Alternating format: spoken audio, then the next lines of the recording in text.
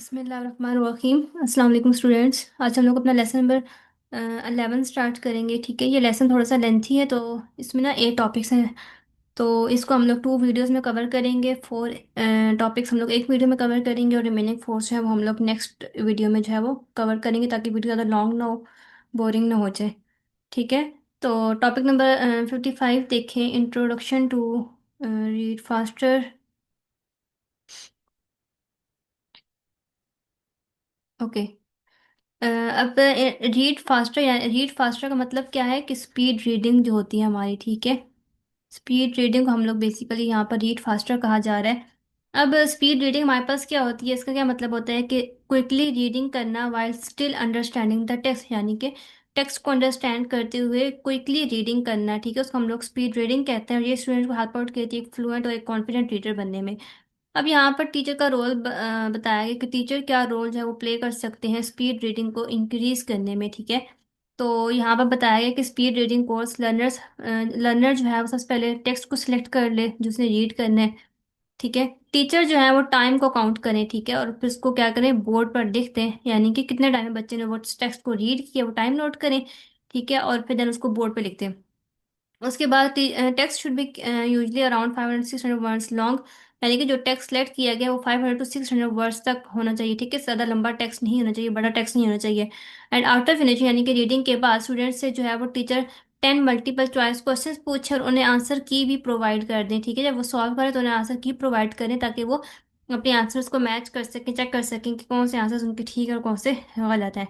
ठीक है, उसके बाद क्या आता है कि स्टूडेंट्स जो हैं वो स्पीड रीडिंग ग्राफ्स बनाएं। ठीक है, और उसमें अपने कॉम्प्रिहेंशन के स्कोर्स, अपनी जो उनकी रीडिंग स्पीड है उसको वहाँ पर क्या कर दें, ग्राफ कर दें। ठीक है, यानी कि वो ग्राफ बना लें, और टीचर जो है वो लाइक क्लास में जो है वो मूव करें और फिर क्या करें कि look at graphs and gives comment, यानी कि बच्चों के ग्राफ्स को चेक करें और उन्हें कमेंट्स दें। ठीक है, whole activity can taken 7 minute, यानी कि जो सारी एक्टिविटी है ये 7 मिनट्स में, ताकि जो है वो कवर हो जाए। लाइक इस पे 7 मिनट्स जो है वो इनफ है। रिपीट एक्टिविटी 2 और 3 weeks in the same week. ठीक है, 2 और 3 times in the same week, यानी कि एक ही वीक में इस एक्टिविटी को 2 से 3 मरतबा रिपीट करना चाहिए। 7 वीक्स टू डू 25 टेक्स्ट। ये ठीक है, यानी कि 7 वीक में स्टूडेंट्स जो हैं वो 25 टेक्स्ट को क्या कर लें, रीड कर लें। ठीक है, तो ये यहाँ पर कुछ पॉइंट्स हैं जो कि ये टीचर्स के रोल हैं, जो कि टीचर प्ले कर सकते हैं स्पीड रीडिंग को इंक्रीज करने में। ठीक है, यहाँ पर जो उन्होंने बताया था कि टीचर्स जो है वो जब स्पीड की उनकी रीडिंग स्पीड के टाइम को काउंट कर लेती हैं, तो फिर क्या होता है, जब दोबारा से स्टूडेंट रीड करता है तो उससे आइडिया होता है कि फर्स्ट टाइम लाइक उसने अगर 10 मिनट्स में रीडिंग की, तो नेक्स्ट टाइम कोशिश करता है कि वो 8 मिनट्स में उसी टेक्स्ट को क्या कर ले, रीड कर ले। तो इससे फिर क्या होता है कि रीडिंग स्पीड जो है वो इंक्रीज होती है। ठीक है, तो इसलिए वो टाइम नोट करना जो है वो इम्पोर्टेंट होता है। अच्छा, नेक्स्ट टॉपिक हमारा आ जाता है topic number 56, that is the nature and limits of reading speeds. ठीक है, अब यहाँ पर सबसे पहले फिजिकल नेचर बताई गई है कि फिजिकल नेचर, यानी कि इसका क्या मतलब है कि रीडिंग जो है ना जस्ट ये माइंड का यूज़ नहीं है। ठीक है, reading is not just about using the mind, but it also involve your eyes, इसमें हमारी आइज भी इन्वॉल्व होती हैं। ठीक है, और हमारी आइज 3 टाइप के एक्शंस जो है वो कर रही होती है ड्यूरिंग रीडिंग। फर्स्ट आता है fixation on words, jump to next item to focus on and regression. Fixation का मतलब क्या होता है, जब हमारी आइज जो है वो एक ही वर्ड पर क्या करती हैं, स्टॉप करती हैं उसको रीड करने के लिए। ठीक है, जिसको हम फिक्सेशन कहते हैं। जंप का मतलब क्या होता है कि हमारी आई जब वो मूव करती है quickly from one word to next word की तरफ क्या करती है, क्विकली मूव करती है, जिसको हम लोग जंप्स कहते हैं। और रिग्रेशन का मतलब होता है कि हमारी आई जो है like when your eyes go back to read something again. ठीक है, यानी कि हमने जब कोई चीज़ दोबारा से रीड करनी है तो हमारी आई जो है वो बैकवर्ड पोजीशन में मूव करती है दोबारा से उस वर्ड को रीड करने के लिए, तो उसको हम लोग रिग्रेशन कहते हैं। ये 3 तरह के एक्शंस हमारी आईज जो है वो कर रही होती हैं ड्यूरिंग द रीडिंग। ठीक है, तो ये फिजिकल नेचर में आगे आ जाएगा स्लो रीडिंग सिम्टम्स, यानी कि स्लो रीडिंग के क्या सिम्टम्स हो सकते हैं। ठीक है, उसमें हमारे पास आ जाता है कि स्टूडेंट्स जो है ना वो स्लोली रीड करते हैं अगर फिक्सेशन और small units then a word, अगर वो स्मॉल पार्ट्स ऑफ वर्ड्स पर जो है वो फोकस करने लग जाए, उन पर अपनी आई को स्टॉप कर लें, तो फिर क्या होता है कि इससे उनकी रीडिंग स्लो हो जाती है। ठीक है, वो वर्ड पे फोकस नहीं कर सकते, यानी उसके छोटे छोटे पार्ट पे वो फोकस करने लग जाते हैं, उनकी रीडिंग स्लो हो जाती है। Spending a lot of time on fixation, fixation में बहुत ज़्यादा टाइम वो स्पेंड कर रहे होते हैं। ठीक है, एंड मेकिंग मैनी रिग्रेशन, यानी कि बार बार रिपीट कर रहे होते हैं, पीछे से बार बार वर्ड्स को रिपीट करते हैं, तो उससे भी फिर उनकी रीडिंग जो है वो स्लो हो जाती है। अब यहाँ पर उन्होंने कुछ फैक्टर्स बताए गए हैं कि व्हाट इफेक्ट रीडिंग स्पीड्स, कौन से ऐसे फैक्टर हैं जो कि रीडिंग स्पीड को इफेक्ट कर सकते हैं, ठीक है। उसमें हमारे पास ये 3 यहाँ पे बताए गए हैं कि डिफिकल्टी ऑफ द टेक्स्ट, यानी कि जब टेक्स्ट बहुत ज़्यादा डिफिकल्ट होता है, उसकी वोकैबुलरी वगैरह बहुत डिफिकल्ट होती है, तो स्टूडेंट्स जो हैं वो वर्ड्स की मीनिंग को अंडरस्टैंड करने में बहुत टाइम लगा देने की वजह से उनकी रीडिंग स्पीड स्लो हो जाती है, ठीक है। इसमें देखिए वोकैबुलरी बताया गया, ग्रामेटिकल कंस्ट्रक्शन, डिस्कोर्स, डिस्कोर्स यानी कि जो टेक्स्ट प्रोवाइड किया था उसको डिस्कोर्स कहते हैं, बैकग्राउंड नॉलेज, ठीक है। तो इन सब की वजह से क्या होता है कि रीडिंग स्पीड बहुत ज़्यादा इफेक्ट होती है, ठीक है। ये बहुत ईजी सी पॉइंट्स है, इनको ज़्यादा एक्सप्लेन नहीं कर रही क्योंकि ये सिंपल रीड करने से समझ आ रहे हैं। नेक्स्ट टॉपिक हमारे पास आ जाता है the nature of fluency development, ठीक है। फ्लुएंसी डेवलपमेंट, फ्लुएंसी का आप लोगों को जैसे कि पता है कि reading smoothly, quickly and with understanding, तो उसको हम लोग क्या कहते हैं, फ्लुएंसी कहते हैं, without stopping again and again, ठीक है। तो वो उसको हम लोग कहेंगे कि ये एक फ्लुएंट स्पीकर है या फ्लुएंट रीडर है। तो अब इसमें सबसे पहले मेंटल प्रोसेस आ जाता है। मेंटल प्रोसेस में देखेंगे पहला पॉइंट है रोल ऑफ डी कोडिंग।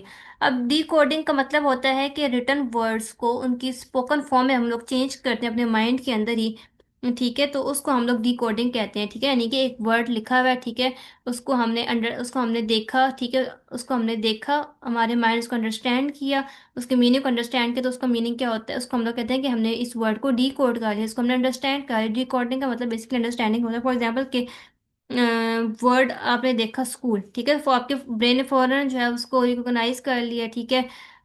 और उसके आप लोग के माइंड में वो वर्ड जो है वो फिक्स हो गया, उसकी मीनिंग को आपने अंडरस्टैंड कर लिया, उस वर्ड को आपने प्रोनाउंस कर लिया, तो उसको हम लोग डिकोडिंग कहते हैं। अब डिकोडिंग की जो स्किल है इसको डेवलप करने के लिए दो हमारे पास पॉइंट्स जो हैं, या हम लोग कह सकते हैं कि 2 वेज हैं इसको डेवलप करने की। एक प्रैक्टिस, यानी कि प्रैक्टिस जरूरी है, दूसरी की changing size of a basic unit, यानी कि इसमें क्या होता है कि instead of reading letter by letter, ठीक है, और वर्ड बाय वर्ड, यानी कि हम लोग लेटर्स और स्मॉल स्मॉल वर्ड्स पर रीड ना करें, बल्कि हम लोग एक होल जो वर्ड्स होते हैं ना, ग्रुप ऑफ वर्ड्स, उसको इकट्ठा रीड करें, ठीक है।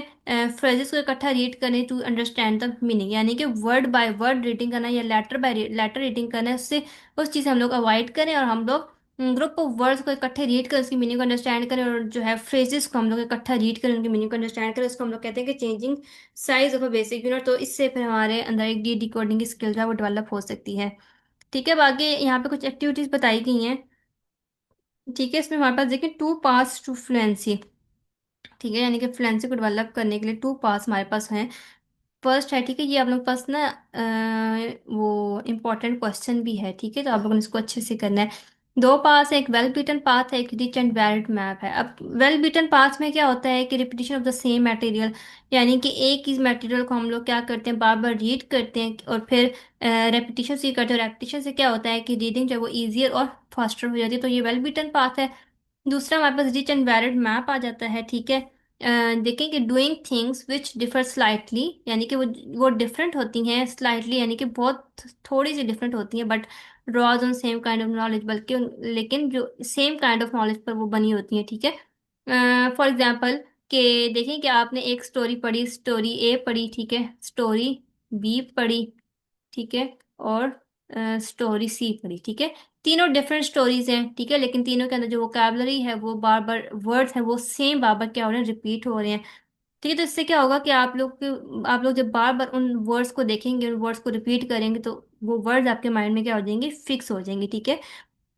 अगर मैं आपको और इजी वर्ड्स में बताऊं रिच एंड वैलिड मैप का, तो इसका मतलब होता है कि reading different text at the same level, ठीक है। सेम लेवल पर डिफरेंट टेक्स्ट को रीड करना, जहां पर जो है वो वोकैबुलरी ग्रामर जो है वो सेम हो और बार बार रिपीट हो रही हो, ठीक है। इसमें आपको एग्जांपल दे दी कि 3 स्टोरी डिफरेंट हैं, लेकिन क्या है कि इनमें ग्रामर और जो वोकैबुलरी वो बार बार सेम है, वो सारी बार बार रिपीट हो रही है, ठीक है। तो इससे क्या होता है कि आपका ब्रेन जो है ना वो कनेक्शंस बिल्ड कर लेता है विद द सेम वर्ड और स्ट्रक्चर्स, ठीक है। यानी कि आपका माइंड उन ग्रामर के स्ट्रक्चर्स को, उन वोकैबुलरी को रिकॉग्नाइज कर लेता और उनको अपने अंदर फिक्स कर लेता जब हम लोग बार बार उन वर्ड्स को रिपीट कर रहे होते हैं, ठीक है। तो ये हमारे पास rich and valid map important question है, आपने इसको अच्छे से करना है। आगे इन्होंने बताया गया है कि एक्सटेंसिव रीडिंग का क्या रोल है फ्लुएंसी डेवलपमेंट में, ठीक है। अब देखेंगे इसमें बताया गया है कि reading lots of graded readers को जो है वो रीड करें, ठीक है। Stories differ but some same vocabulary grammatical construction recur, ठीक है।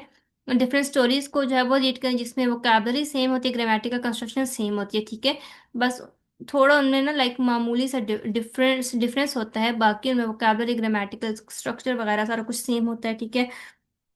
और थर्ड है कि words appear again and again. क्या होता है इसमें, words bar bar again and again जो है वो अपीयर हो रहे हैं, जिस वजह से फिर हमारे माइंड में वो वर्ड्स जो हैं वो फिक्स हो जाते हैं। ये हमें हेल्प आउट करता है डेवलप करने में strong connections with words, automatic understanding और ट्रू फ्लुएंसी डेवलप करने में जो है ये हमें मदद करता है एक्सटेंसिव रीडिंग, ठीक है। तो ये कुछ पॉइंट्स आई होप आपको समझ आ गई होगी। ओके, आज के हमारे इस वीडियो का लास्ट टॉपिक है topic number 58, the nature of fluency development activities, ठीक है। तो यहाँ पर अच्छा, फ्लुएंसी डेवलपमेंट एक्टिविटीज को हम लोग कहते हैं रिपीटेड रीडिंग, ठीक है। अब देखें कि रिपीटेड रीडिंग का मतलब क्या होता है कि स्टूडेंट जो है वो रीड करते हैं सेम एंड शॉर्ट टेक्स्ट को अगेन एंड अगेन, ठीक है। रिपीटेड रीडिंग का क्या मतलब होता है कि students read the same short text again and again, ठीक है। अच्छा, अब यहाँ पर क्या करें कि इसकी वजह से फिर एक जो लर्नर है वो फास्टर, स्मूथर और मोर कॉन्फिडेंट बन जाता है अपनी रीडिंग में, स्पीकिंग में, राइटिंग में, ठीक है, लिसनिंग में, जो भी स्किल वो सीख रहा है। तो अब यहाँ पर इन्होंने कुछ पॉइंट्स बताए गए हैं कि देखें कि लर्नर रीड टेक्स्ट, लर्नर जो है वो टेक्स्ट को लाउडली रीड करता है, जो कि 50 to 300 वर्ड्स तक होता है, इससे लंबा टेक्स्ट नहीं होना चाहिए, ठीक है। आगे पर क्या बताया गया कि टीचर्स उस टेक्स्ट को सुनते हैं and re reading text soon after with in days, ठीक है। यानी कि कुछ डेज के बाद उस टेक्स्ट को दोबारा से री रीडिंग किया जाता है, उसको दोबारा से रीड किया जाता है, और हर टाइम पे रीडिंग जो है वो ज़्यादा फास्टर और स्मूथर हो जाती है, ठीक है। ये वाला पॉइंट ना यहाँ पे इन्होंने बताया हुआ है, it should be above a most running word should easily utilize. Okay, ये वाला पॉइंट अच्छा यहाँ पे बताया गया, देखिए pressure to perform at a faster than normal speed, ये पॉइंट्स ना लाइक आगे पीछे लिखे हुए हैं, तो आपने इनको पढ़ना है, फिर आपने अपने अकॉर्डिंगली पेपर में जो है ना उनको लिख लेना है, ठीक है।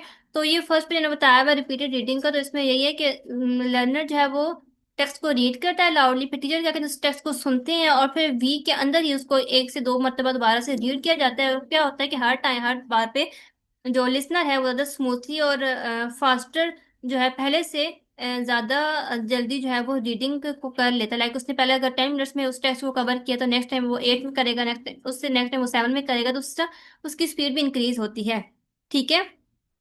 अच्छा, अब यहाँ पे बताया गया कि it should be above learners present level, यानी कि ये जो टेक्स्ट हम लोग बच्चों को प्रोवाइड करते हैं वो उनके प्रेजेंट लेवल से थोड़ा सा अबव होना चाहिए, ठीक है। ज्यादातर जो वर्ड्स हों वो फैमिलियर होने चाहिए, ठीक है। And text can be, text में हमारे पास पोएम्स, प्लेस, जॉक, स्टोरीज कुछ भी हम लोग बच्चों को प्रोवाइड कर सकते हैं, इसमें जो मेन फोकस है वो मैसेज पर होना चाहिए, मटेरियल ईजी होना चाहिए, एंड प्रेशर टू परफॉर्म, यानी कि बच्चों को इस चीज़ को इंकरेज करना चाहिए कि वो जब दोबारा से कोई भी चीज़ की री रीडिंग कर रहे हैं तो उनकी जो स्पीड है वो पहले से ज़्यादा होनी चाहिए, क्वांटिटी ऑफ प्रैक्टिस, यानी कि प्रैक्टिस बहुत में रिक्वायर्ड होती है, जितनी ज़्यादा प्रैक्टिस करेंगे उतना ज़्यादा स्मूथली और फास्टर वे में वो क्या कर सकते हैं, रीडिंग कर सकते हैं, ठीक है।